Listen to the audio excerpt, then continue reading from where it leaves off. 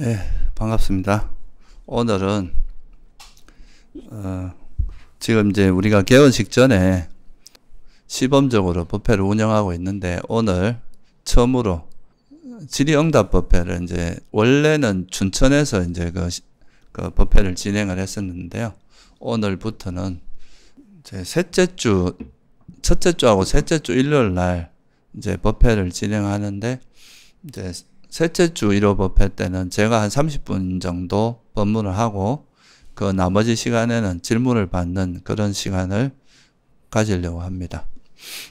그래서 오늘은 제가 이제 간단히 기본적인 거를 좀 설명을 하고 나서, 여러분들이 이제 일상 수행을 하시다가 궁금한 거라든가, 또는 뭐 불교 전반에 대해서 궁금하신 게 있으신 분들은 나와서 질문을 해주시면 될 것 같습니다. 오늘 이제 이야기하려고 하는 주제는 이제 어리석음에 관한 건데요. 그 법구경이라는 이제 우리가 그 경전이 있죠. 법구경은 이제 가장 오래된 경전군 중에 하나인데요. 이 법구경에 보면 어떤 이야기 나오냐면, 어떤 이제 소매치기 두 명이 있었어요. 그 소매치기 두 명이 있었는데, 그 소매치기 두 명이 이제 그 부처님께서 이제 법문하시는 장소에 가서 법문을 들었는데, 한 명은 그 법문을 듣다가 이제 그 법문을 듣고 이제 정말 이게 귀에 확 와닿아가지고, 한 명은 이제 법문을 들은 다음에 수다원이 됐어요. 그리고 이제 한 명은 그 법문을 듣는 거에는 관심이 없고, 그냥 막 원래 자기 목적인 원래 자기가 가지고 있는 목적이 이제 소매치기, 그게 이제 목적을 하기 위해서 다른 분들이 이제 법문 듣는데 정신이 팔려 있는 사이에 이제 훔쳐서, 돈을 적당히 훔쳐서 이제 가져간 거죠. 그래서 이제 한 명은 똑같이 이제 부처님 법문을 들었지만, 한 명은 법문을 듣고 이제 법을 깨달아서 이제 수다원이 됐고, 또 한 명은 이제 그 법문을 듣는 거에는 안중에 없고 그 돈 이제 훔치는 거에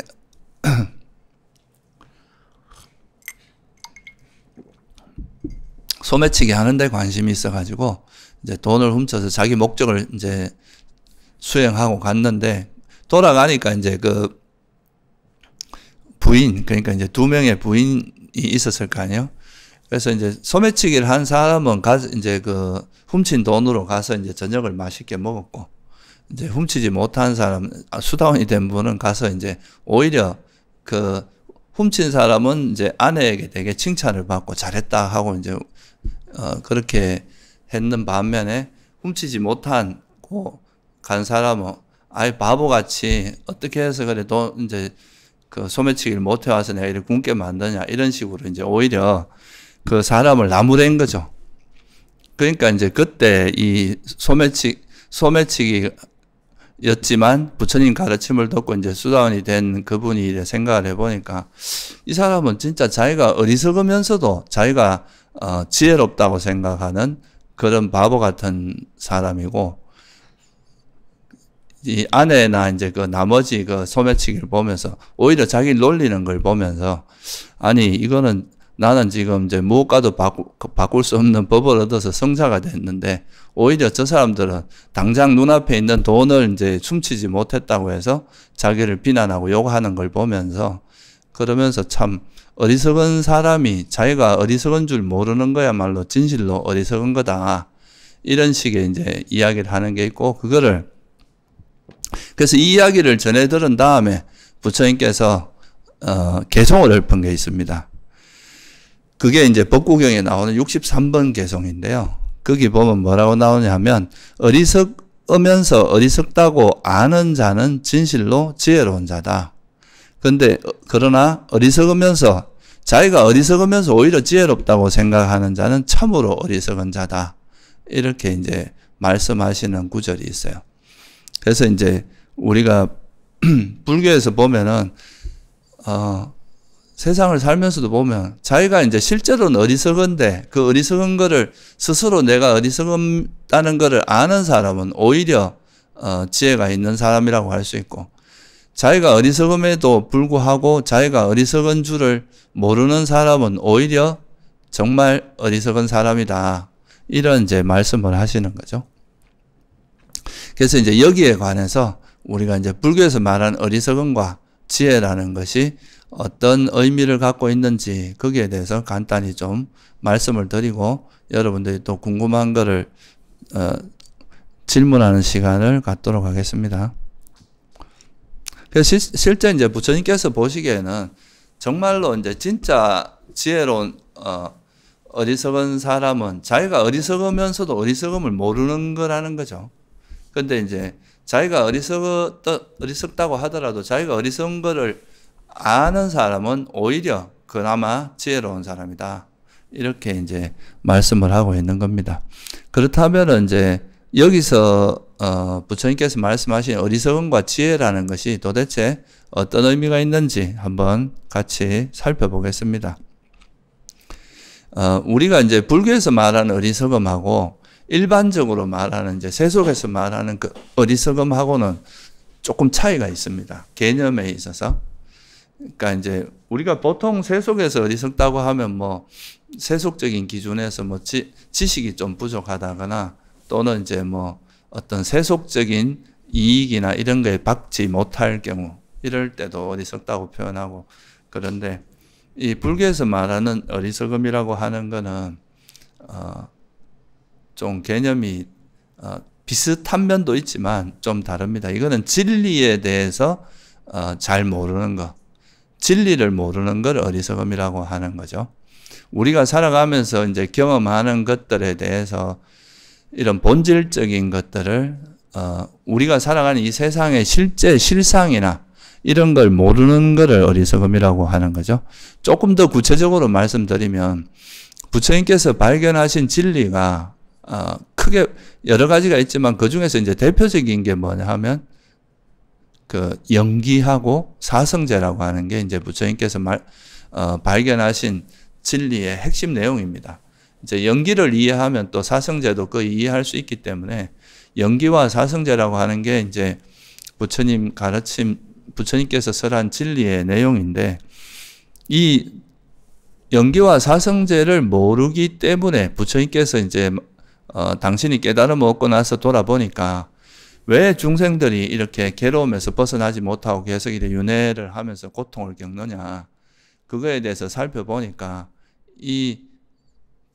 그러니까 영기를 몰라서 또는 사성제라는 이 진리를 몰라서 그런 거다라는 거를 이제 발견하시고, 그리고 나서 이제 이 괴로움에서 벗어나는 방법으로 설한 게 바로 이제 사성제라고 하는 가르침이란 말이죠. 그래서 이제 불교에서 말하는 이제 어리석음이라는 개념은 단순히 어떤 뭐 세속적으로 지식이 없고 뭐 그런 개념이라기보다는 우리가 괴로움에서 벗어나기 위해서 꼭 필요한 또 반드시 알아야 될 그런 사성제를 모르는 게 바로 어리석음이다. 이렇게 이제 설명을 한 겁니다. 그렇다면 이제 사실은 이게 두 가지가 같이 가는데, 어리석음을 뭐가 어리석음이냐라고 이해하려고 하면 결국은 뭐가 진리냐, 이거를 이해하는 거하고도 관계 있기 때문에 실제로 이제 어리석음과 지혜는 서로가 정반대의 개념이고, 결국 어리석음을 이해하기 위해서는 지혜가 뭔지를 좀 알아야 되고, 지혜가 뭔지를 알면 어리석음을 또 아는 게 되고, 어리석음을 아는 게 곧 지혜고, 그렇게 볼 수 있습니다. 그래서 먼저 이제 지혜라고 불교에서 말하는 이제 이 지혜라고 하는 이제 뭐 통찰지 지혜라고 하는 거는 사성제를 꿰뚫어 아는 거를 지혜라고 하는 거고, 이제 어리석음은 그 반대로 이제 사성제를 모르는 게 어리석음이다. 이렇게 한마디로 말씀드릴 수가 있습니다. 그러니까 이 사성제라고 하는 거는 그러면 뭐냐?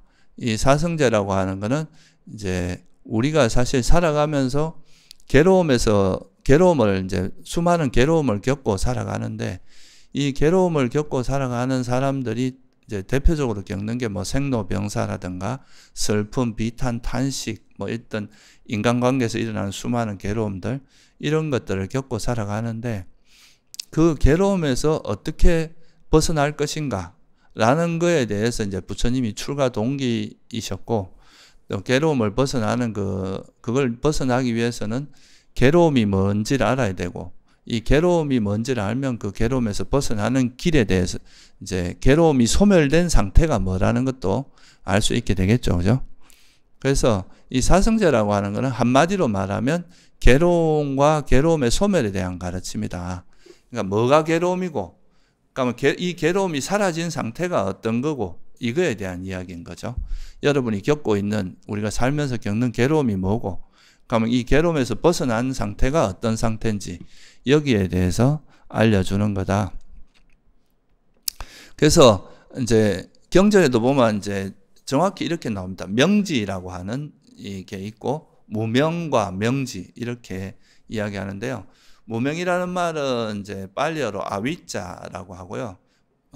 명지는 위자라고 하는데, 그러니까 어찌 보면 이게 지혜가 없는 것이 무명이고, 그러니까 무명이 없는 게 지혜고 이래요. 사실은 이게 서로가 반대인 거죠.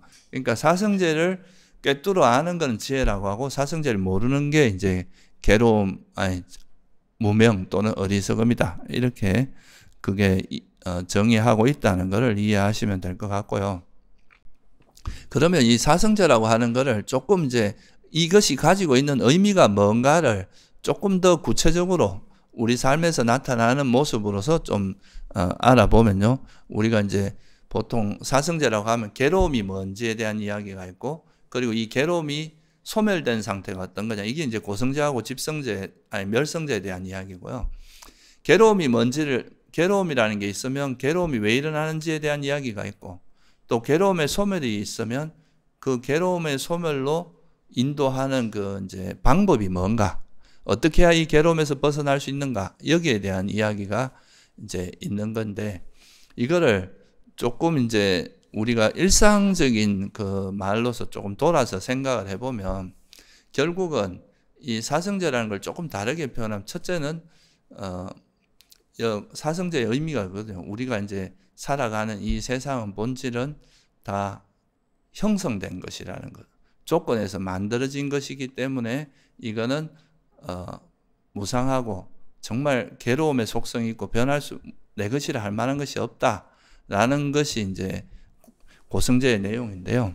그런데 여기서 하여튼 괴로움이 왜 일어나는가라고 이제 우리 현상에 대한 이야기를 하고, 괴로움이 왜 일어나는가 했을 때 그 괴로움이 바깥 대상에서 일어나는 게 아니라, 밖에 있는 게 아니라 이제 자기 마음의 문제다. 왜? 괴로움이 일어나는 원인을 부처님께서 뭐라고 하셨냐면 갈애라고 했어요. 갈애. 이제 집착이죠. 한마디로 말해서.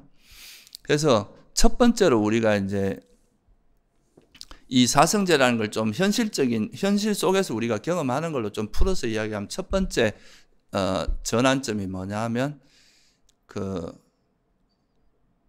이 괴로움이라고 하는 것은 바깥에 대상이 있는 게 아니라 뭐에 있다고 보는 거냐, 마음의 문제다. 마음이 더 근원적인 문제다. 만약에 괴로움이 일어나는 원인이 밖에 있다 그러면 뭐 우리가 가난해서라든가 이 세상이 험악해서라든가 뭐 이런 대상에 대한 이야기를 했겠죠. 그런데 부처님께서는 괴로움이 일어나는 원인을 바깥 대상에서 찾은 게 아니라 집성제에서 보면은 괴로움이 일어나는 원인을 뭐로 봤느냐 하면 그러니까 가래라고 봤잖아요. 내가 어떤 대상과 관계할 때 일어나는 내 마음의 집착 때문에 괴로움이 일어난다. 이렇게 봤기 때문에 이 어리석음과 지혜를 좀 더 구체적으로 이제 설명하면, 첫 번째 어리석음이 뭐냐 하면, 부처님께서는 이제 대상보다는 마음이 더 근원적이라고 했는데, 우리가 보통 이제 남 탓을 하거나 대상 탓을 하는, 그러니까 내가 이 괴로운 것이 근본적으로 나한테서부터 일어나는 건데, 이거를 나에게서 문제의 원인을, 좀 근원적인 원인을 찾는 게 아니라 밖에서, 이 말을 좀 뒤집어서 이야기하면 바깥에서 이제 자꾸 찾는 거, 이게 바로 어리석음의 첫 번째 모습이라고 할 수 있습니다. 그러니까 저 사람 때문에 내가 화가 나고, 이 세상이 이상해서 내가 괴롭고, 바깥에 있는 바깥 경계, 바깥 대상 이런 것 때문에 나한테 괴로움이 일어난다. 그러니까 바깥의 대상 탓을 하는 거죠. 밖에서 뭔가 괴로움의 원인을 찾는.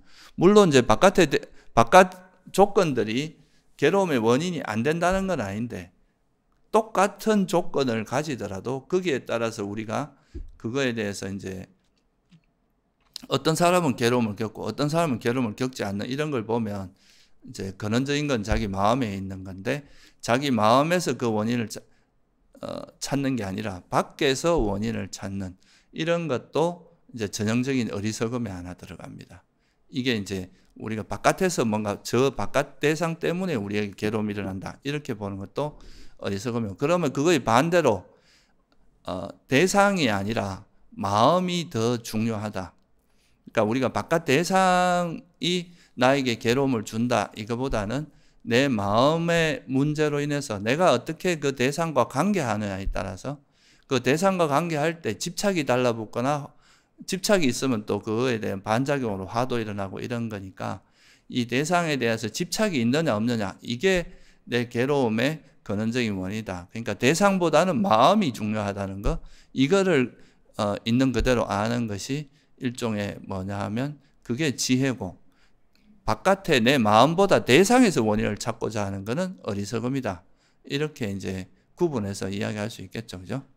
그러니까 이제 바깥의 원인을 찾는 것은 어리석음으로 볼 수 있고 자기 내면에서 이제 그 근원적인 원인을 찾고자 하는 것은 지혜다. 이렇게 볼 수 있겠죠. 그러니까 우리가 보통은 보면 이제 어떤 문제가 요즘 와서 사회적인 뭐 그런 이제 이상한 일들도 많이 벌어지는데 그럴 때 이제 분명히 자기 내면, 자기가 스스로 노력을 하지 않았거나 자기 내면에 있는 문제들이 분명히 그 더 근원적인데 자기 내면에 쌓인 분노를 오히려 밖으로 표출해서 마치 저 사람들 때문에 이 사회적인 문제 때문에 내가 이렇다. 이렇게 해서 그 분노를 밖으로 표출하는 이런 것도 전형적인 어리석음 때문에 일어나는 문제들입니다. 그런데 그것도 사실은 대상의 문제도 전혀 없다고는 할 수 없겠죠. 물론 이 조건도 분명히 영향을 줍니다. 그렇지만 더 근원적인 거는 자기 문제죠. 부처님께서 항상 우리 이 세상에서 일어나는 일은 뭐라 그랬습니까? 자업자득이라 그랬죠. 그죠? 자기 스스로 짓고 스스로 받는다. 이게 바깥의 경계에 의해서 일어나는 것도 있지만 가장 근원적인 거는 자기 문제로부터 비롯되는 거거든요. 똑같은 안 좋은 조건에 있어도 어떤 사람은 열심히 노력해서 그 어려움을 극복해내는 사람도 있잖아요. 그런데 그걸 남탓만 하면서 오히려 더 분노를 키워서 그 자기를 더 망가뜨리는 경우도 있거든요. 그래서 경전에도 보면 검게 태어나서 검게 사는 사람도 있고 검게 태어나서 희게 사는 사람도 있다 그랬거든요. 이거 무슨 말이냐면 태어날 때는 좀 안 좋은 조건에서 태어났다 하더라도 자기가 또 이 생에서 열심히 살면서 그걸 더 좋은 쪽으로 전환하는 사람이 있는가 하면 태어날 때 좀 안 좋은 조건으로 태어났다고 해서 거기서 좌절하고 막 자학하고 이렇게 하면서 더 안 좋은 쪽으로 가는 이런 경우도 있다 이거죠. 그래서 첫 번째는 대상보다는 마음이라는 걸 모르는 게 어리석음이고요. 대상보다는 마음이 더 중요하다는 걸 꿰뚫어 분명히 아는 것은 지혜라고 할 수 있다. 대표적인 게 몇 가지만 제가 설명을 드릴게요. 이게 이제 집성제를 바라보면은 괴로움의 원인이 가래라고 말씀하신 것은 대상의 문제보다는 그 우리 마음의 문제라고 보신 게 이제 첫 번째고요. 그 진리, 사성제는 진리를 이제 일상으로 좀 돌아보면 그렇다는 거죠. 두 번째는 뭐냐 하면 우리가 부처님께서는 집성제에서 괴로움이 왜 일어나는가 이거를 이제 가래라고 말씀하셨고 이 가래가 있으면 집착이 있으면 그거에 대해서 내가 그 집착을 실현하지 못했을 때 일어나는 게 화거든요. 내가 원하는 걸 얻고 싶은데 얻지 못하면 거기에 대한 불만족이 일어나겠죠. 그래서 이제 화도 일어나고 그러니까 이런 탐욕이나 성냄이 일어나는 이런 게 이것 때문에 우리가 괴로움이 계속 발생한다고 본 게 집성제의 내용이에요. 그래서 이런 걸 뭐라고 이런 탐욕이나 성냄 또 이거의 밑바리에 있는 지금 말씀드린 어리석음 이런 것들은 특히나 이제 탐욕이나 성냄 이런 것들이 우리에게 괴로움이 일어나게 하고 이것 때문에 수많은 문제가 발생하기 때문에 이 탐욕이나 성냄이나 어리석음 이런 것들은 해롭다. 이거는 우리 마음을 고통스럽게 하고 괴로움으로 끌고 가는 아주 이제 안 좋은 마음 상태다. 이런 거를 말씀하신 게 바로 집성제 내용. 괴로움이 일어나는 원인에 대한 이야기잖아요. 그렇다면은 이 탐욕이 없고 성냄이 없고 어리석음이 없는 이 마음을 개발하는 것이 우리가 괴로움에서 벗어나는 길이다. 그래서 이걸 벗어나는 방법이 뭐냐? 개정해를 닦는 거다. 그거를 설명한 게 바로 팔정도입니다. 해를 기반으로 해서 개를 지키고 삼매를 닦아서 더 또 지혜를 개발하고 이렇게 함으로써 우리가 탐욕이나 성냄이나 어리석음을 버릴 수 있다. 그래서 팔정도나 칠각지처럼 뭐 탐욕이 없고 성냄이 없고 어리석음이 없는 이런 마음 상태는 유익하다. 이거는 이제 우리가 괴로움에서 벗어나게 하는 유익한 마음이다. 이거를 우리가 선이라고 하고, 탐욕이나 성냄이나 어리석음을 기반으로 해서 일어나는 마음 상태는 우리를 괴로움으로 인도하기 때문에 이런 거를 불선이라고 했거든요. 그래서 이게 집성제하고 도성제의 내용이에요. 그래서 어떻게 보면 이게 선과 불선을 모르는 게 어리석음이고 선과 불선을 아는 것은 지혜다. 이렇게 또 이걸 좀 간단히 설명하면 이렇게도 말할 수 있습니다. 이거는 어찌 보면 이제 우리가 만약에 내가 화를 내고 집착하는 것이 정말 위험하고 이런 마음을 일으키면 일으킬수록 나한테 괴로움이 더 커져가고 그것이 나중에는 굉장히 큰 문제를 발생한다. 이렇게 느꼈다면은 그걸 안 하려고 노력하겠죠. 그죠? 우리가. 근데 이걸 모르는 사람은 어떻게 하겠습니까? 이 탐욕이 위험한지도 모르고 탐욕이 일어나도 자기가 탐욕이 일어난지도 모르고 이것도 어리석음이거든요. 내가 분명히 탐욕이 일어나는데 내가 탐욕이 일어난 것도 모르는 거 이것도 어리석음에 해당해요. 또 화가 났는데 화가 일어난지도 모르고 화가 얼마나 위험하고 이것이 얼마나 우리 마음을 병들게 만들고 이것이 나중에는 결국은 타인에게까지 큰 위험성을 불러일으킬 수 있다는 거. 이런 거를 이해하면은 이제 그런 행동을 안 할 텐데 그거를 모르기 때문에 이제 그런 탐욕이 점점 커지고 성냄도 점점 키워진다는 거죠. 이게 바로 이제 어리석음인 거예요. 이 탐욕이 제 마음에 일어나도 일어나는 거 모르는 거 이것도 어리석음이고 성냄이라도 성냄이 일어나는지 모르는 것도 어리석음이고 탐욕과 성냄의 위험성을 모르는 것도 다 어리석음에 해당합니다. 그러니까 이게 대표적인 거고 그리고 역으로 말하면 이제 내가 막 집착을 하다가 이 집착을 내려놓으니까 이렇게 마음이 가볍고 그거에 대해서 더 이상 내가 이제 집착하는 마음이 없으니까 얼마나 마음이 고요하고 편안해지는 거 이거를 알고 나니까 그거를 이제 그러면 탐욕이 없는 마음이 정말 우리에게 유익하고 성냄이 없는 마음 이제 우리가 화가 있으면 남에게 막 거친 말을 내뿜고 까칠하게 행동하고 이러면서 주변 인간관계도 안 좋아지고 나도 괴롭고 이런데 화가 놓아지면서 내 마음이 좀 더 우호적이 되고 친절해지고 조금 이제 웬만한 어려운 일에도 화도 안 내고 이래 참을 수도 있고 이런 마음 상태가 되면 얼마나 나에게 유익하다는 것. 그러니까 탐욕과 성냄이 없는 마음이 정말 우리를 진정으로 고요하고 편안하고 행복하게 만든다는 것. 이거를 이해하는 것이 일종의 또 선과 불선을 이건 선을 이해하는 거거든요. 이 탐욕이 없고 성냄이 없는 마음이 정말 유익하구나라고 이해하는 게 지혜고 그걸 모르는 게 어리석음이다 이거예요.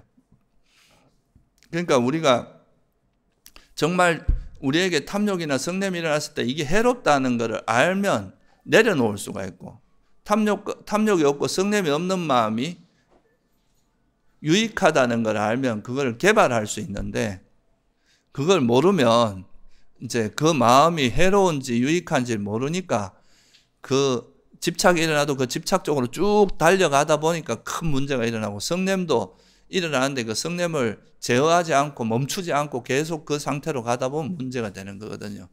보통 요즘 사회적으로 흉악한 범죄가 일어나 이런 것도 대부분 그 내면 속에서 일어나는 그런 분노라든가 뭐 이상한 집착 이런 것들을 제어하지 않고 그 방치해 두다 보면 그게 나중에 커져서 그런 게 나중에 스스로 통제도 잘 못하는 지경까지 갈 수도 있는 거거든요. 그래서 이게 이제 우리가 선불선을 구분하지 못하는 것도 어리석음에 속하고, 오히려 이거를 구분할 줄 아는 것은 지혜에 속한다, 이렇게 말할 수 있습니다. 우리가 불교 수행을 하는 데 있어서 가장 기본이 되는 게 선불선을 구분하는 지혜입니다. 왜냐하면 여러분들이 마음에서 이 마음, 지금 내가 일으킨 이 마음이 유익한지 해로운지를 모르면 이걸 버려야 될지 계속 개발해야 될지 이거에 대한 기준점이 없어지거든요. 그러니까 이제 내가 분명히 나한테 해로운 그 마음인데도 마치 이거를 유익하다고 생각하고 계속 내버려 두고 방치하다 보면 이게 나중에는 커져서 큰 문제가 되는 거죠. 근데 이것이 해롭다는 걸 이해한 사람은 멈출 수 있게 된단 말이죠. 그래서 선과 불선을 이해하는, 이건 그냥 단순히 이론으로 말씀드리는 게 아닙니다. 여러분들이 마음에서 뭔가 화라든가 집착이 일어나면 즉시 이걸 알아차리고, 아, 이건 해로운 거라고 알고 이걸 놓을 수 있는, 또 이것이 탐욕이나 성냄이 없어진 마음 상태를 이제 수행을 하다 보면 경험하게 되는데, 아, 탐욕과 성냄이 없어지니까 이렇게 고요하고 편안하고 행복해지는구나. 이거는 감각적인 즐거움과는 질이 다른 어떤 행복이구나. 벗어남의 행복이구나. 이걸 이해하면 이제 내 마음 상태가 해로운 마음 쪽으로 가면 즉시 내려놓는 쪽으로 이제 마음을 쓰게 될 거고, 유익한 마음 쪽으로 가면 그거를 계속 개발하고, 아, 이 마음은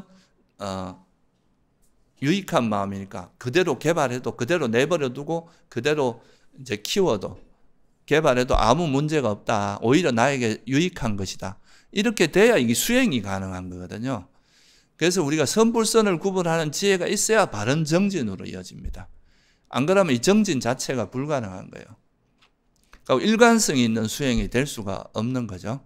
그래서 이거를 이제 두 번째, 첫 번째는 대상이 아니라 마음이라는 걸 이해하는 게 첫 번째, 그걸 모르는 게 어리석음이고 그걸 아는 게 지혜라면, 두 번째는 선불선을 모르는 게 어리석음이고 이 선불선을 명확히 분명하게 아는 게 지혜다, 이렇게 이제 말할 수 있습니다. 마지막으로 이제 우리가 집성제하고 도성제가 선불선이라면, 고성제하고 멸성제라고 하는 거는 이 괴로움이 뭔지에 대한 이야기고, 그러면 이 괴로움이 소멸된 상태가 우리의 목표 지점이 뭔가에 대한 이야기거든요. 고성제는 그냥 우리가 이렇게 살아가면서 경험하는 이 세상이 부처님이 보시기엔 끊임없이 변하는 것이더라는 거예요. 여기에 고정된 건 없고 끊임없이 조건에서 만들어진 거기 때문에 이건 끊임없이 변하더라. 그래서 부처님께서 열반하실 때 하신 말씀이 그거잖아요. 형성된 것은 무너지기 마련이라고, 소멸하기 마련인 것이니까 거기에 이제 너무 애착을 가지지 말고 우리가 여기로부터 벗어나야 된다. 그래서 우리가 이 세상에 있는 모든, 우리가 경험하는 모든 것들이 다 형성됐기 때문에 변하기 마련이고, 변한다는 것은 이게 영원히 변치 않고 있으면 안정적이잖아요. 그죠? 근데 이게 변한다는 이야기는 언젠가 부서질 수밖에 없다는 거니까 이게 불안정하고 불만족스러운 걸, 불확실성을 가지고 있다는 겁니다. 그리고 그렇기 때문에 이걸 내 마음대로 사라지기 마련인 것, 또는 불안정한 걸 내가 아무리 영원하라고 하거나 안정적이 되라, 행복이 되라 해도 그 뜻대로 안 되잖아요. 그러니까 이런 건 이제 통제할 수 없다. 통제하는데 한계가 있다. 이런 뜻이거든요. 그래서 그걸 무아라고 합니다. 내 마음대로 통제할 수 있는 그런 것이 아니다. 그거는 이제 다른 말로 하면 뭐냐 하면, 이 세상에 있는 건 우리가 의지할 게 못 된다는 뜻이에요. 여러분, 정말 내 거고 영원하고 이게 행복의 속성을 갖고 있다면 우리가 붙들고, 이것만 붙들고 있으면 내가 행복해질 수 있겠지만, 뭔가 영원하지도 않고 불안정하고 내 것도 아닌 걸 아무리 거머쥐어 봐야 이 좀 지나면 또 사라지기 마련인데, 이거 거머쥐기가 무슨 소용이, 의지처가 못 된다 이거죠, 우리의. 그래서 이 세상에 있는 모든 것들은 다 물질과 정신적인 요소 두 가지로 볼 수 있는데, 이것들은 다 형성된 거라서 우리가 이렇게 의지할 만하거나 내가 거기에 나를 귀의할 만한, 또 내가 이걸 붙들 만한 그런 어떤 것이 못 돼요. 그러니까 여기에 대해서 애착을 가지지 마라. 이걸 모르기 때문에 애착을 가진다는 거예요, 사람들이. 그래서 이게 가래가 이제 그래서 일어나니까, 이거를 이해한 사람은 이 형성되고 끊임없이 부서지기 마련 이거로부터 벗어나려고 하는 소위 말해 출세간의 마음이 일어나겠죠. 이게 계속 우리가 형성되고 계속 태어나고 죽고 태어나고 죽고 하면 태어난다는 게 형성된다는 거죠. 지금도 우리가 이제 의식이 일어났다 사라지고 일어났다 계속 변하다가 이게 또 한번 죽음을 맞이하면 큰 변화가 또 일어나고 이 계속 이렇게 끊임없이 변해 나가고 윤회하는 이거는 이 자체가 괴로움이구나. 여기서 우리가 벗어날 수 있는 방법은 없고 이거를 여기에다 내가 애착을 가지거나 여기에 의지할 만한 대상이 아니라는 걸 이해하게 되면 그러면 그때부터는 형성된 이 세상에서 벗어나는 길이 없는가. 부처님께서도 이걸 이제 찾으신 거거든요. 그래서 그 벗어난 상태, 더 이상 형성되지 않는 상태가 있다. 그게 뭐라고 보신 거예요? 열반이라고 본 거거든요. 그러니까 우리가 이제 괴로움이라는 이 형성된 거는 일단 속성 자체가 괴로움이라는 거예요. 그래서 이 괴로움에서 완전히 벗어나려면 형성되지 않는 형성된 것으로부터 벗어나는 것밖에 없다. 그래서 그 벗어나는 길이 아까 말한 선을 개발하고 불선을 버리는 방법이다. 그래서 이거를 이해하면 고성제하고 이제 멸성제를 이해하면 우리가 이 현실에서 경험하는 것들은 우리가 의지처가 될 수 없고 우리가 믿을 만한 대상도 아니고 우리가 집착할 만한 대상이 아니므로 이거로부터 벗어나는 열반을 실현하기 위해서 노력하는 이제 출세간의 과정을 겪을 수 있고 또 우리가 이제 이런 수행 중에 경험하는 이런 것들에 너무 애착을 가지지 않고 열반을 향해서 열반이라는 게 결국 이제 기준점이 되는 게 탐진치의 완전한 소멸이거든요. 그래서 그런 탐진치가 완전히 소멸되기 전까지 다시 말하면 이 세상에 대한 애착이 완전히 버려지기 전까지는 방심하지 않고 계속 수행을 하게 됩니다. 그렇지 않고 이런 멸성제에 대한 확고한 이해가 없는 사람은 수행하다 뭐 조금 좋은 데가 조금 멋있고 이제 행복한 어떤 경계가 나타났을 때 거기에 혹해가지고 이게 깨달음인가 아닌가 하고 거기에 빠져버리고 그렇게 될 위험도 있지만 이제 멸성제에 대한 정확한 이해가 있는 사람은 수행 중간에 일어나는 그런 경계에 빠지지 않고 탐진치가 완전히 소멸되기 전까지는 절대 방심하지 않고 끝까지 이제 수행하는 그런 또 태도를 가질 수가 있다 이거죠. 그래서 제가 오늘은 간단하게 지금 우리가 이제 이런 것이 우리가 사실은 이 괴로움이고 무상하고 괴로움이고 무아인 이런 세상에 대해서 영원하고 행복이고 내 것이다, 나다라고 생각하는 게 전형적인 어리석음입니다. 이런 어리석음을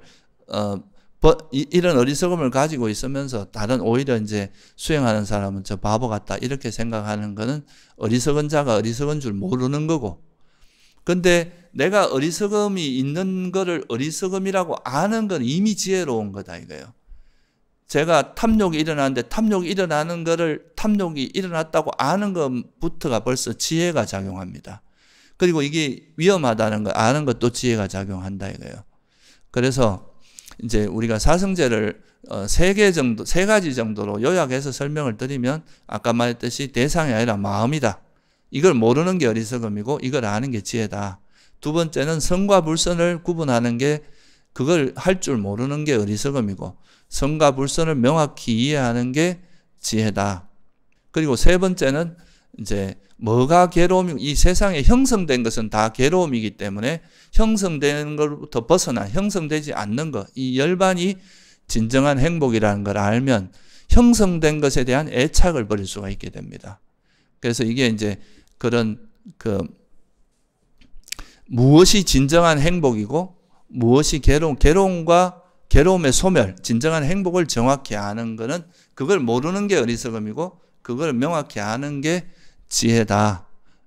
그래서 우리가 이제 이걸 모르는 순간 이건 어리석은 자고 모르면서 아는 척하는 이걸 모르면서 내가 뭐 똑똑한 척하고 뭔가 다 아는 척하고 이런 게 이제 훨씬 더 어리석은 자들이고 내가 이런 거에 대해서 모르는 거에 대해서 모른다고 인정하고 그거를 배워서 다시 이제 하려고 하는 자가 오히려 지혜로운 자다.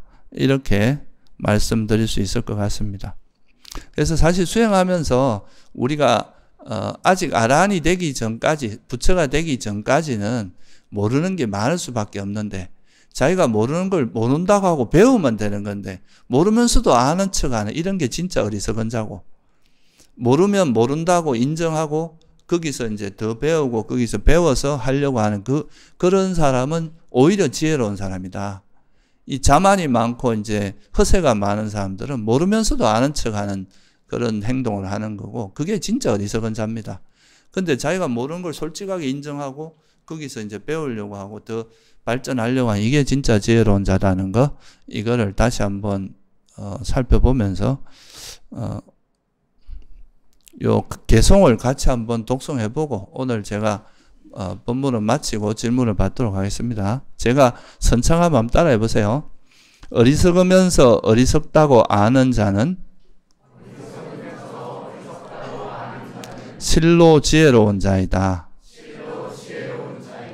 그러나 어리석으면서 지혜롭다고 생각하는 자는 참으로 어리석은 자이다. 이게 법구경에 나오는 이제 63번 개송입니다. 예, 오늘 제가 뭐 말씀드린 걸 또 이제 참고를 하시고요. 또 평소에 여러분들이 수행하시면서 궁금하신 거라든가 불교 전반에 대해서 뭐 궁금하신 게 있으신 분들은 지금부터 자유롭게 질문하시면 되겠습니다.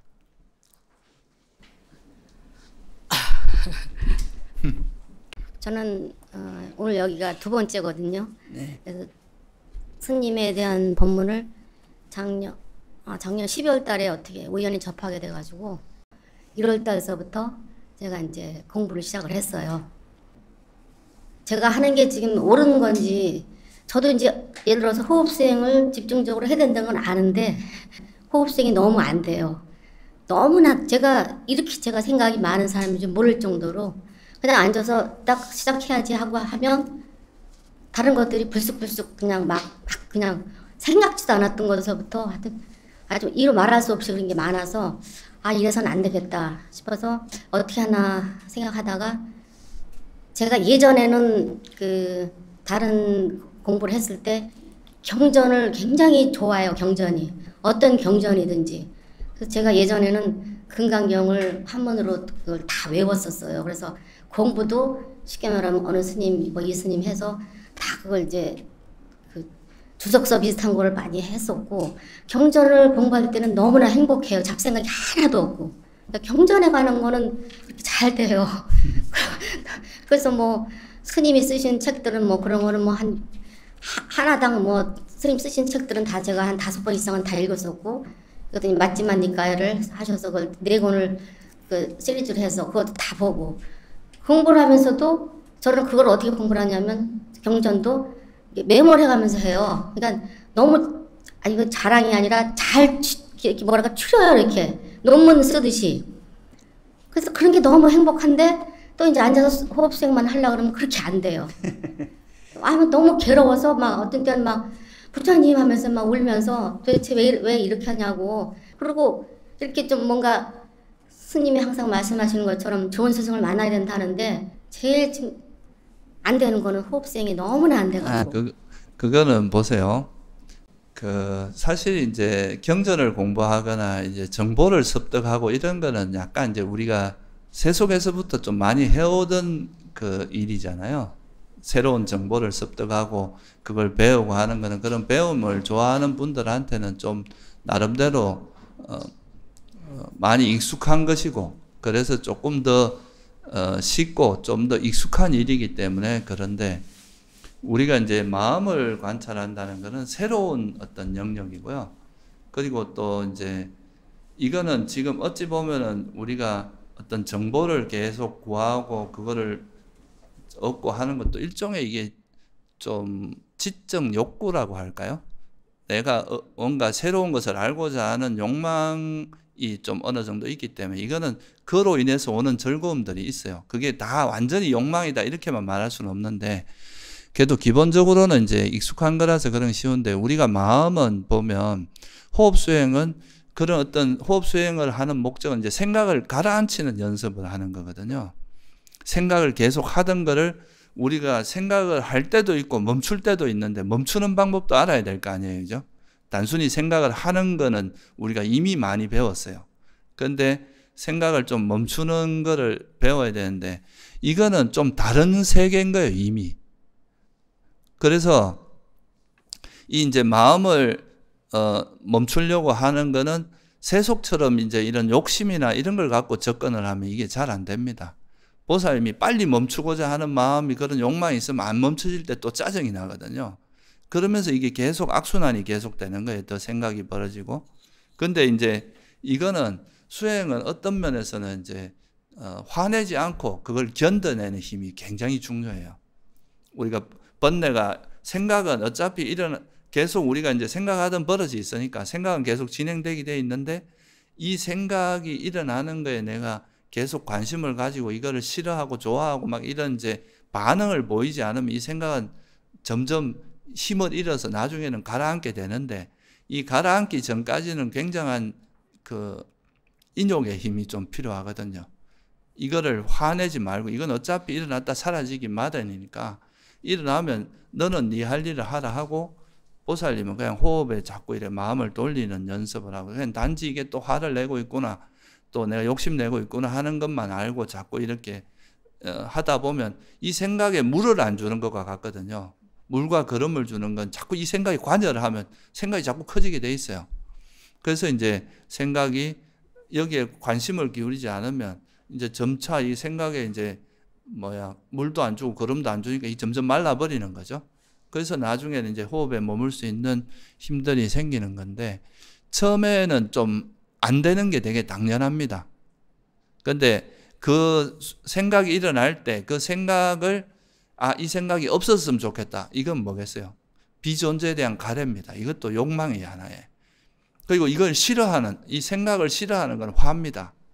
그러니까 이제 이거에 화로 반응하고 욕망으로 반응하고 이러면 이게 생각이 점점 더 커질 수밖에 없는 거죠.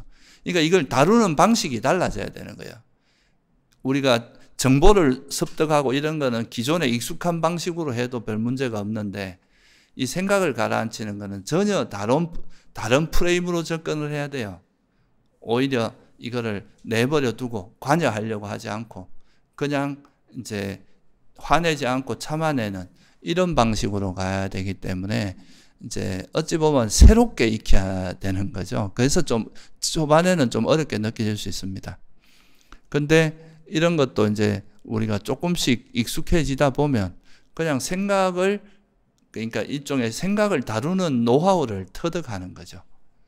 이 생각은 어차피 욕망을 기반으로 한 거니고 일어난 생각은 사라지기 마련이니까 이거를 그냥 내버려 두면 사라질 수밖에 없다는 걸 이해하고 이제 호흡에 다시 이렇게 돌아오면서 계속 호흡을 알아차리면서 이런 생각의 움직임이 네가 뭐라든 말든 여기에 반응하지 않고 이제 호흡만 알아차리면서 내 마음을 좀 견뎌내는 그런 일종의 긁어치는 것들이거든요. 이게 와서 이제 자꾸 우리 마음을 방해하는 것들을 이제 견뎌내고 화내지 않고 그걸 이겨내는 그런 연습을 하다 보면은 이제 그 생각이 점점 가라앉게 되고 또 하나는 우리가 화내지 않고 이거를 이제 소위 말해서 한 걸음 떨어져서 이 생각을 움직이게 하는 자기 이제 이 생각을 관찰하다 보면 내가 평소에 이런 형태의 생각들이 일어나고 있었구나.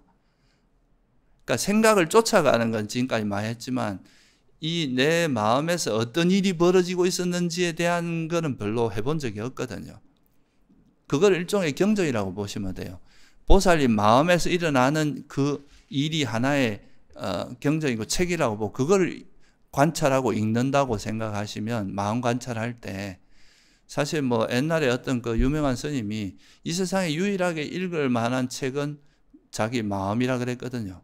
우리가 이런 세속적인 책은 정보를 주는 거지만 그러니까 뭔가 그러니까 관념화된 정보를 주는 거잖아요. 그런데 내 마음에서 일어나는 일은 실제로 지금 일어나고 있는 실제 내 마음이 어떻게 작동하고 있는지를 보는 거거든요. 그러니까 여기서는 굉장히 실전적인 지혜가 생겨요. 내가 이럴 때 화를 내는구나. 이런 형태의 사람을 만났을 때 화가 많이 나고 이런 조건에서 특별히 뭔가 짜증을 내고 내 견해와 다를 때 또 화를 내고 이러면서 이제 내가 어떤 바깥의 대상과 관계하는 방식을 배우게 되는 거죠. 이거를 이해하는 과정이 이제 수행의 과정이에요. 그래서 내가 대상과 관계할 때 욕망이라든가 화라든가 이런 것들이 없이 관계하는 법을 배우는 겁니다. 이게 수행이거든요. 그러려면은 내가 어떤 식으로 마음이 작용하고 있다는 것을 먼저 알아야 되잖아요.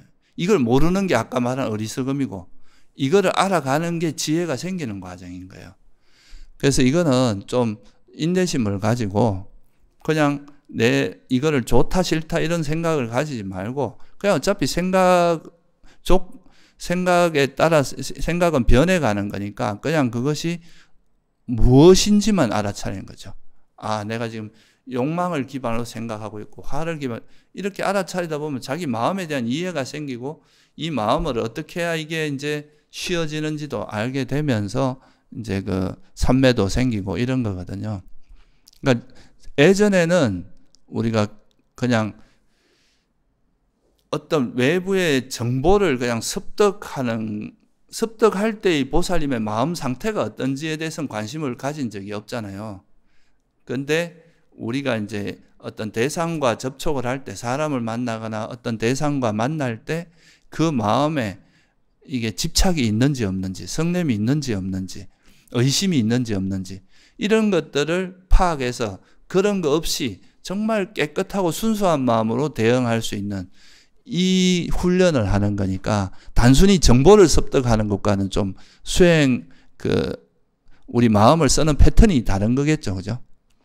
그래서 그런 연습을 하는 거라고 생각하고 이제 이렇게 처음에 이제 생각이 많더라도 이 생각이 지금까지는 그냥 내가 생각이 어떻게 움직이는지를 전혀 모르고 살았는데 보니까 내가 이렇게 욕망으로 인한 생각들이 욕심이 많았구나. 화가 많았구나. 또는 의심이 있구나. 뭔가 있는 그대로 이걸 알아차리다 보면 이런 것들이 이제 서서히 놓아지면서 그런 것들에 대한 파악이 되고 이것이 나한테 이런 장애가 있다는 걸 알면 그 다음에 이제 이걸 어떻게 하면 버릴 수 있다는 것에 대한 정보는 또 부처님 가르침에 있단 말이죠. 그걸 또 활용해서 실제로 욕망을 놓아보고 욕망이 없는 마음 상태가 돼보는 거죠. 화가 일어나는데 화가 없는 마음 상태가 돼보고 또 집착이 일어나는데 그 집착이 없는 상태가 돼보고 이러다 보면 이게 욕망이 있을 때와 없을 때 마음 상태가 이렇게 달라지는 거. 이건 실제잖아요. 이론이 아니라 그냥 이렇게 된다더라가 아니라 실제 내가 욕망이 없는 마음 상태가 돼 본 거잖아요. 그러니까 그런 게 이제 수행이라는 거죠. 그냥 단순히 우리가 뭐 이렇게 하면 이렇게 좋다 이런 정보만 얻는 것보다 실제 이제 그거를 내 마음에 또는 내 삶에서 실제 그 경험을 하는 이런 과정인 거라서 그거는 이제 보살님이 처음에는 조금 어렵다고 생각해도 처음에 이제 생각이 많이 움직일 때는 자기한테 일어나는 생각이 어떤 생각인지 아는데 좀 주안점을 두시면 되고요. 그러다 보면 이제 이 생각을 알아차리다 보면 이 생각을 놓는 힘도 생길 거 아니에요. 그죠? 그러니까 이제 생각이 버려지고 마음이 고요하고 좀 평온한 상태로 시간이 지나면 그렇게 갑니다. 그러면 내가 번뇌가 많을 때와 없을 때의 마음 상태가 어떻게 다른지를 또 파악할 수 있고 이런 거에 대한 하나하나 알아가는 이게 또 경전 보는 것보다 훨씬 재미있습니다.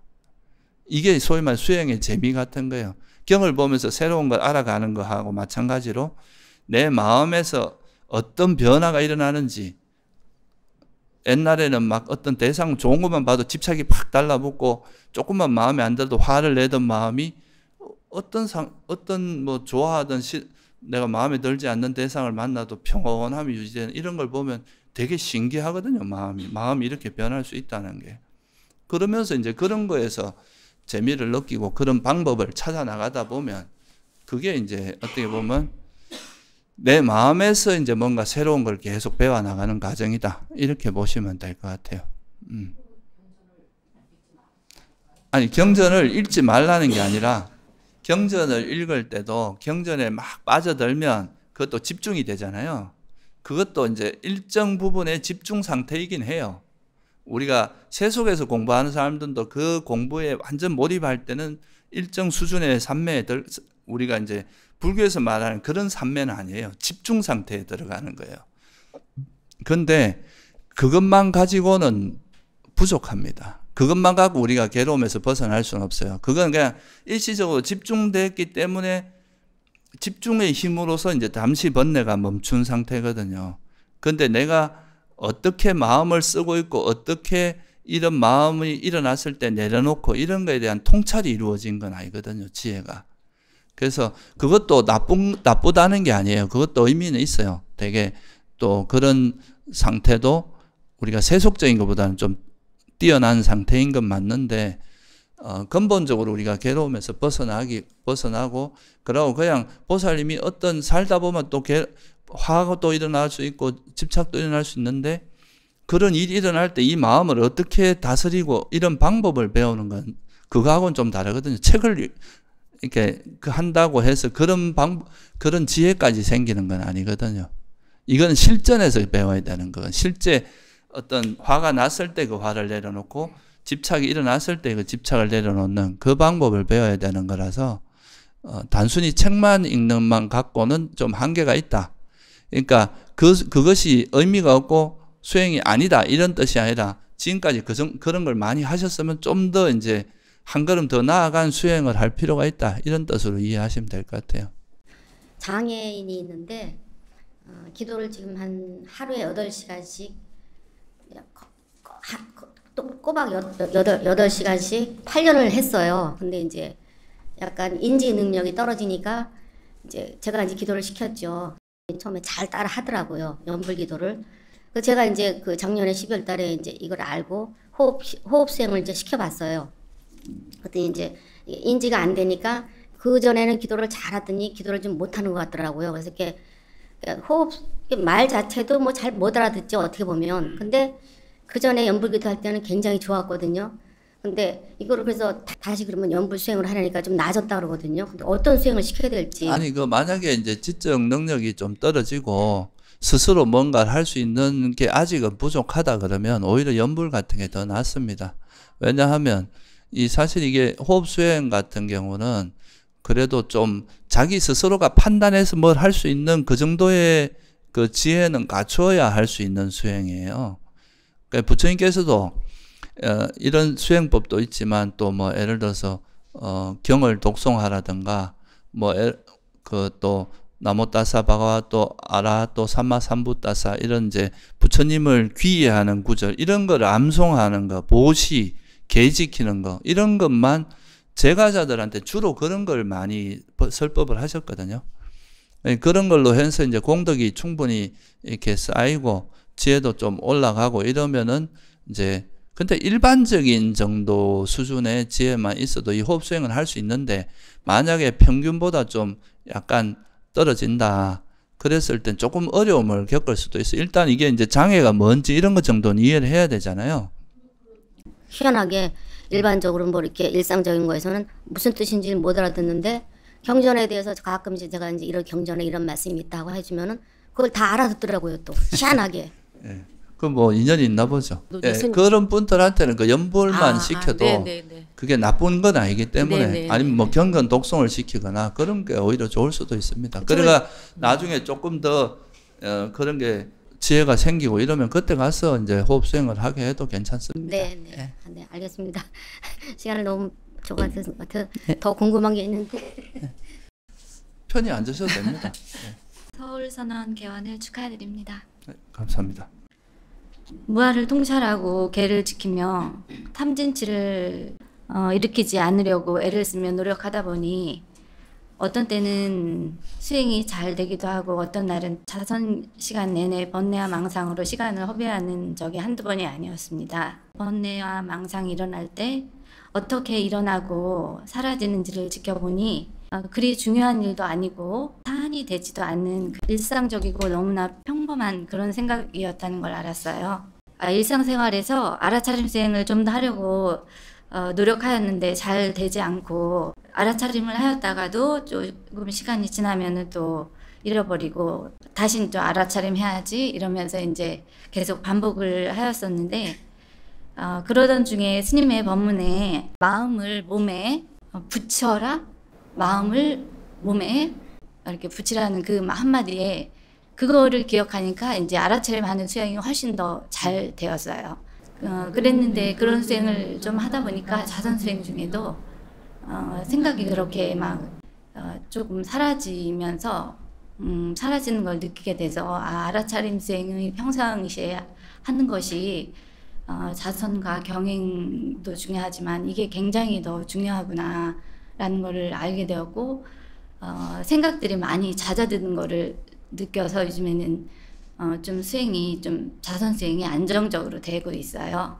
일상생활 속에 알아차림 수행이 굉장히 이 자선 수행에 도움이 많이 되고 수행 초기에 한 번 경험했던 그런 굉장히 고요하고 이렇게 몸과 마음이 다 내려놔지는 듯한 그런 경험을 한 적이 있어서 그거에 대한 또 집착이 있어서 한동안 수행을 못했었는데 지금은 좀 안정적으로 되다 보니 그런 상태가 좀 되려고 하는 요즘에는 좀 잘 되고 있는데 제가 이렇게 하는 수행이 저는 이게 좀 나아지나 수행이 조금 앞으로 좀 나아가나 하는 그런 마음이 들어서 좀 요즘에 행복감을 가지고 수행을 하고 있었는데 제가 또 이런 자만에 빠져가지고 또 바르지 않은 길로 가고 있는데 혼자의 생각으로 하고 있는 것인지 여쭙고 싶습니다.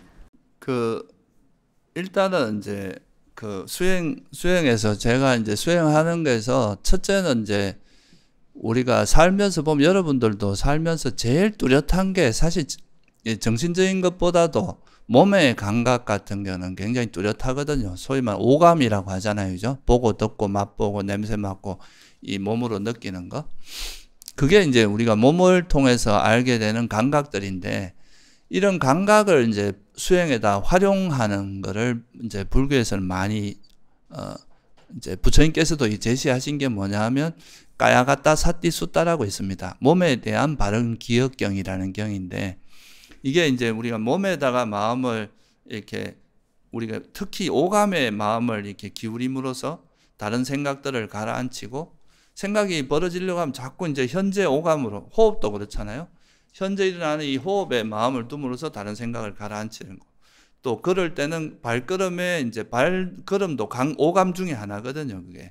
거기에 마음을 두면서 생각을 가라앉히고 또 일상에서는 내가 뭐 이래 손의 움직임이라든가 닿을 때 이런 감각이라든가 몸에서 일어나는 감각에다 마음을 자꾸 기울이다 보면 그러다 보면 생각이 일어날 틈이 없는 거죠. 현재 일어나는 그 감각을 쫓아가다 보면 이제 이 다른 생각이 벌어질 시간을 안 주는 거예요. 그래서 이제 이 오감에다가 이제 마음을 기울이면서 그걸 통해서 수행을 이어가는 게 수행을 이어가기에 굉장히 좋다는 거죠. 우리가 살아있는 한은 몸은 움직이게 돼 있고 오감을 작용하니까 그 오감에다 마음을 기울이면서 이제 생각을 가라앉히 이게 이제 첫째고 그걸 하는 방법이 이제 제가 말씀드렸듯이 좌선 때는 이제 호흡 수행이 아주 섬세하게 공부를 할 수 있기 때문에 호흡 수행이 좋고 또 그럴 때는 극기 수행을 하는데 일상에서 또 이제 수행을 그 오감 특히 이제 감각 대상이라고 한 여기에 마음을 기울이다 보면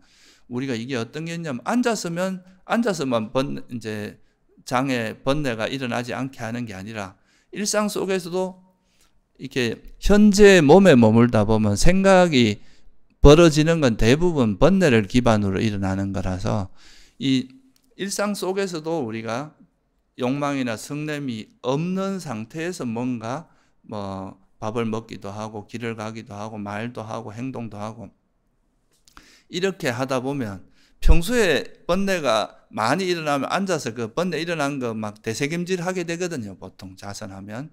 그런데 평소에 내가 이제 그런 번뇌가 없이 장애 없이 이렇게 평소에도 찰나찰나 그런 삼매를 잘 유지하면 앉아서도 수행이 잘 될 수밖에 없습니다. 그게 이제 그래서 우리가 좌선만이 수행이 아니라 자선하고 일상 수행하고 극기 수행이 잘 조화를 이루어야 됩니다. 그리고 또 우리가 보통 이제 수행을 하다 보면 잘 잊어버려요. 수행하는 것 자체를 잊어버리게 되죠. 그 수행을 잊지 않게 수행 주제를 안 놓치고 그걸 계속 해 나가는 그게 이제 사띠의 힘이 바른 기억의 힘이거든요. 근데 우리가 수행을 하다가 현재에 머물려고 하다가 현재 감각에 이제 머물면서 생각을 가라앉히는 수행을 하는 도중에 또 딴 생각이 일어나면 또 딴 데로 이제 가는 거죠. 뭐 과거도 갔다가 미래도 갔다가 이렇게 하는 그거는 뭐냐 하면 이 사띠가 망각되는 겁니다. 그러니까 이제 그 내가 수행을 해야 될 거를 망각하는 거기 되기 때문에 그럼 또 이렇게 바른 기억이 없어지면 또 번뇌가 움직이다가 아차 하고 다시 또 바르게 찾으면 또 다시 수행으로 갔다가 이게 이제 반복되는데 수행이 깊어질수록 이 망각되는 시간이 점점 짧아지는 거예요.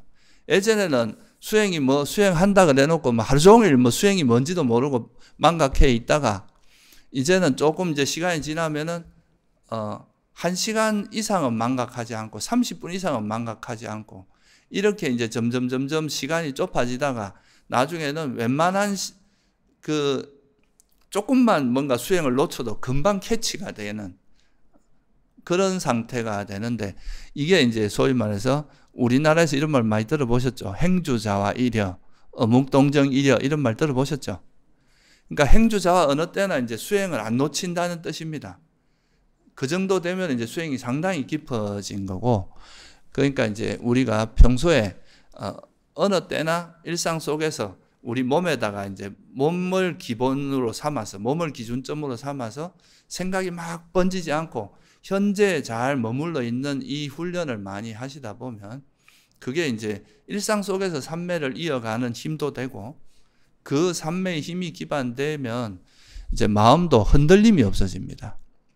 여러분들이 삼매가 약하면은 조그만 경계만 부딪혀도 마음이 확 흔들리고 막 들뜨고 이러는데 이 삼매의 힘이 있다는 거는 삼매가 있다는 건 이제 우리가 그 결국은 탐욕이나 성냄이나 해태원침이나 의심 이런 장애가 없는 마음 상태가 계속 유지되고 있다는 뜻이거든요. 그러니까 이제 이런 마음에서는 항상 마음의 균형도 잘 잡혀 있고 마음도 흔들리지 않고 평온한 마음 상태로 잘 유지되기 때문에 이런 게 이제 우리 수행을 깊게 만드는 요소가 될 수 있다. 이렇게 볼 수 있습니다. 그래서 이제 아까 보살님 말씀하셨듯이 일상 속에서 이제 우리 오감, 몸에 내가 움직이는 행위들, 몸의 행위나 이런 거에 잘 마음을 기울이고 거기에다가 내 마음을 두고 딴 생각이 일어나지 않도록 하는 노력을 기울이가면 그게 수행을 이어가는데 굉장히 도움이 많이 돼요. 수행을 꾸준히 이제 망각하지 않고 이어가는데 그래서 그거는 이제 수행을 행주자와 어느 때나 수행이 이어지게 하는데 상당히 도움이 되는 거고 일상 속에서 그게 잘 되면 좌선 때도 오히려 딱 앉자마자 마음이 바로 고요해지는 왜냐하면 평소에 내 번뇌를 별로 안 일으켰으니까 그렇게 될 수 있는 좋은 방법입니다. 그렇게 꾸준히 하시면 될 것 같아요. 번뇌에 대해서 하나 더 자선 중에 고질적인 번뇌가 왜 일어나나를 반주한 적이 있었습니다. 그랬는데 생각 안에 있는 마음, 내 마음 속에 있는 그 생각하고 상대방을 대했을 때 마음이 조금 달랐을 때 마음이 굉장히 괴롭고 번뇌가 많이 일어났었는데 어떤 때는 제 마음을 좀 숨기고 상대한테 이야기를 해야 될 때가 일치하지 않잖아요.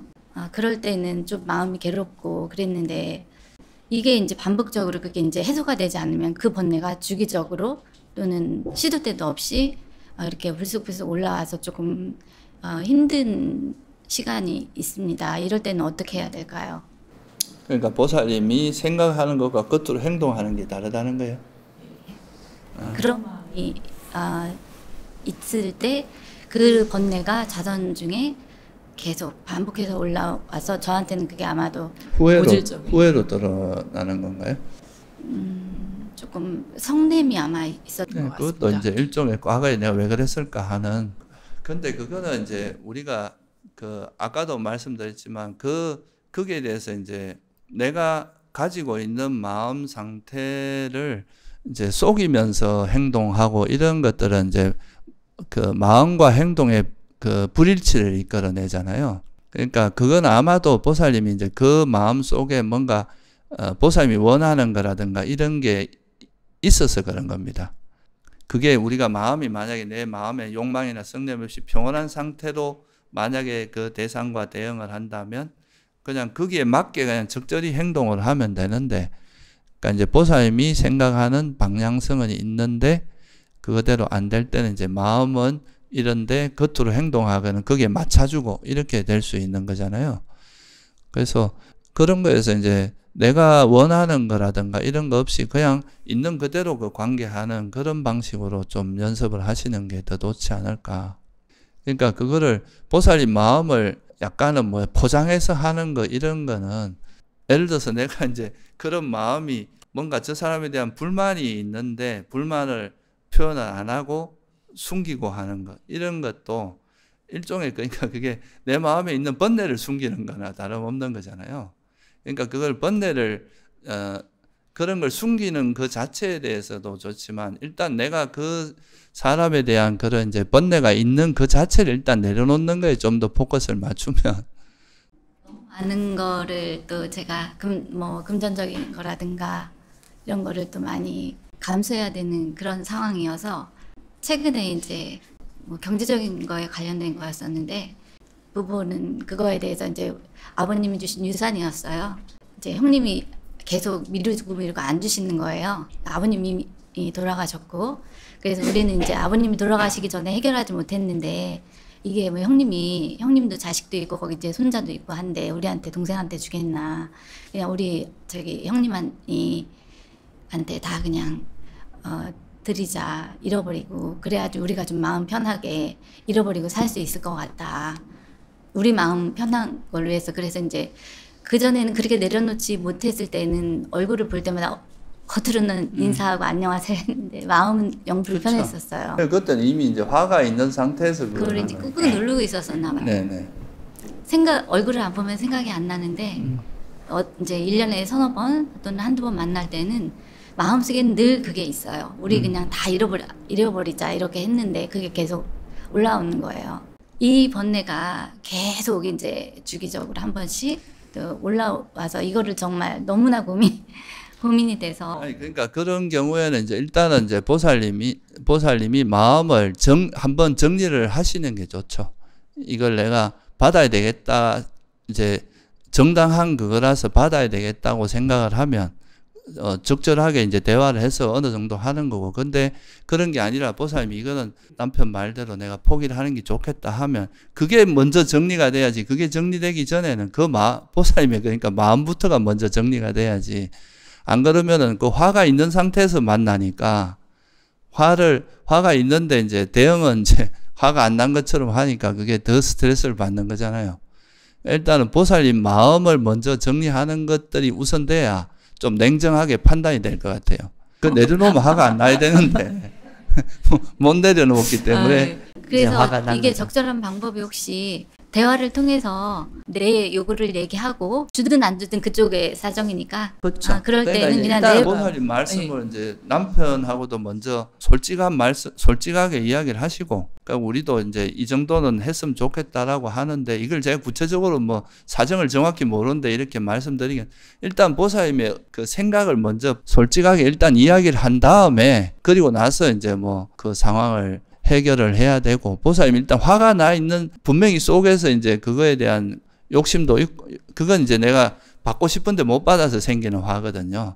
그러니까 그거를 이제 만약에 그렇다면 이제 솔직하게 그 상태를 이야기하고, 보살님이 그거를 정리하지 않고 있으면 계속 마음속에는 그거에 대한 그 분노가 화가 계속 남아 있겠죠. 그러니까 한 번쯤은 솔직하게 대화를 해보는 것도, 그러니까 이제 단지 이제 화내지 않고 좀 마음 편하게 해서 솔직히 나도 이러한데 이런 건 좀 이렇게 해주는 게 좋지 않냐. 그렇게 대화를 한다면 그래도 뭔가 도저히 이건 아니다 싶으면 보살님 진짜 포기할 수도 있을 거고, 한 번쯤은 이야기해보는 것도 괜찮을 것 같아요. 전 세수기를 잘 몰라서 전 잘 모르겠는데 한번 그런 걸 계속 마음속에 담아만 두고 하는 것보다 솔직하게 한번 이야기를 나누는 거는 나쁘진 않을 것 같아요. 스님 감사합니다. 저 떨리네. 네, 말씀. 저는 지금 이제 저한테 이제 좋아하는 짝꿍하고, 그러니까 동반자하고 1년 전에 우리가 결혼한 지 40년이 넘는데 나는 진짜 잘한 것 같던데 얘가 내한테 예나만 줘서 하여튼 내한테 되게 거칠게 대하는 거예요. 이제 되게 예민한 성격이니까 뭐 내가 한 99가지를 했다가도 뭔가 마음에 안 들면 막 짜증내고 지겨워하고 막 하다 못해서 막 거친 말도 막 하고 근데 이제 어느 누구한테도 그런 말 안 해요. 누가 봐도 부처님 반토 부처님같이 생겼다 그래요. 내도 맨 처음에 그래서 반해서 했고 1년 전에 우리가 너무 붙어 있었거든. 다 이러면서 이제 너무 이제 내가 붙어 있으니까 제가 또 집착이 강한 거예요. 그래서 스님 말마다 끌떡거렸는가 봐요. 내가 남편만 보면 좋아갖고 이제 이제 우리가 서로 약속을 한 게 있어요. 서로 이제 돌을 닦다가 1년 뒤에 만나자. 그래서 이제 1년 동안 서로 이제 며칠만 있으면 1년인데 내가 이제 자기가 나쁜 사람이 아니라 내가 자기한테 너무 끌떡거리고 너무 집착하고 내 식대로 계속 해줘서 그렇다. 이래 해서 이제, 별 문제가 없는데 이제 만나려 하니까 두려워요. 그래서 이 두려움 자체도 하라 그러셨잖아요. 두렵고, 혹시 또, 나는 이렇게 해줬는데 저쪽에서 또 뭐 거슬려갖고 이래 하면 어떡하나 이렇게 아직 내가 가면 만날 때가 아닌지 아니면 그냥 내가 화를 낸다. 내가 이제 끌떡거렸다. 내가 막 집착했다. 내 좋아하는 사람들하고 가족하고는 그런 걸 알아차렸으니까 이제 알아서 부닥치고 이랬는데 근데 되게 이렇게 두려워요. 또 이제 그쪽이 그거는 이제 그 보살님이 아직까지 이제 두려움이 있다는 거는 뭔가 거기에 대해서 애착이나 이런 게 완전히 놓아진 상태는 아니거든요. 그러니까 그거는 일단 한번 만나보시고, 그리고 나서 이제 거사님하고 관계 속에서 어떻게 될지를 한번 보시는 게 낫지 않을까. 이제 일단 아예 이제 회피하는 것보다는 일단은, 네? 보류를 한 달 뒤에 보자. 막 이렇게. 뭐 그런 것도 한 방법입니다. 지금 보살님 마음이 평온하지가 않고, 그렇다면은 당장 급한 게 아니라면은 좀 더 시간을 두고, 뭐 그렇게 하는 것도 한 방법입니다. 그리고 사실 우리가 수행을 해도 이제 우리가 살아오면서 해온 자기 이제 삶의 궤적이 있잖아요. 그죠? 그러면 그 궤적이 있으면 그게 수행을 한다고 해서 갑자기 70년, 예를 들면 50년 해오던 번뇌가 한 며칠 한다고 해서 확 바뀌고 이러진 않거든요. 그거는 이제 꾸준히 이제 노력을 하면서 이제 방향 전환점은 우리가 시작할 수 있지만 그걸 했다고 해서 당장 뭐가 바뀌고 이런 거는 아니기 때문에 보살님이 지금 일단은 그래도 내가 예전에는 화가 나고 집착하고 이런 걸 몰랐다가 이제 현재는 그래도 내가 그런 집착이나 화가 있다는 걸 안 것만 해도 뭐 예전보다는 발전한 거거든요. 그러니까 이제 이게 관계 속에서 내가 지금 아직까지는 대상에 대한 화라든가 집착이 많이 있구나. 이런 게 놓아졌을 때는 이제 담백하게 관계를 할 수 있는데 내가 가지고 있는 집착이나 화가 있는 상태에서는 계속 뭔가 관계 속에서도 어려움들이 많이 생기게 돼 있습니다. 왜냐하면 내가 집착이 뭔가 바라는 게 있으면 또 상대가 내 바라는 대로 안 해주면 또 화가 나게 돼 있잖아요. 기본적으로.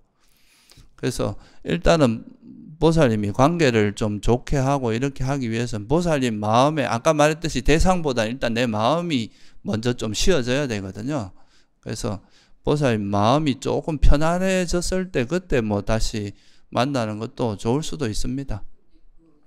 저희도 연애 결혼했고 별로 이제 내가 두려워하고 이래 안 했는데 최근에 하가 이제 너무 높아졌을 때 그때 이제 그때 내가 두려웠던 것 같아요. 최근에 이제 그냥 이렇게 말로 하고 이래 되는 게 아니라 동반자도 자기가 하가 난 걸 몰라요. 내랑 똑같이 이제 무지해요. 내가 언제 화냈어? 내가 뭘 너를 어떻게 했다고? 그건 있잖아요. 거사님은 수행을 배우셨는지 모르겠는데 안 배웠으면 그분한테 그러니까 그런 분한테 그런 걸 기대하는 것 자체가 문제인 거예요. 보살님은 수행을 배워서 이제 이게 뭐 성냄이나 이렇다는 걸 아는데 그걸 모르는 분한테 그런 걸 기대하는 것 자체가 좀 무리거든요. 그러면 이제 그 관계 속에서 일단은 보살님이 먼저 화를 내려놓고 마음이 편안해진 상태에서 뭔가 그걸 해야지.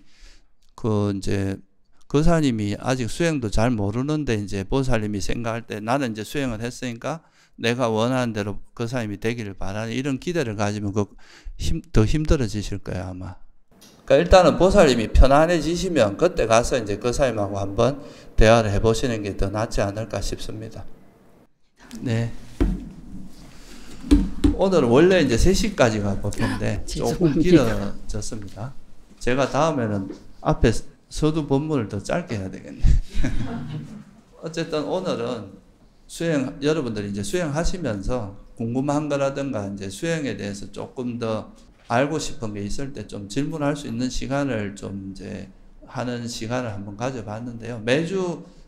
매월 셋째 주 일요일에는 뭐 이런 시간을 한번 가져보려고 하니까요. 다음에 또 기회 되시면 그때 또 활용하시면 좋을 것 같고요. 오늘은 늦은 시간까지 또 법회 참여하시느라 고생했습니다. 예, 여기서 마치겠습니다.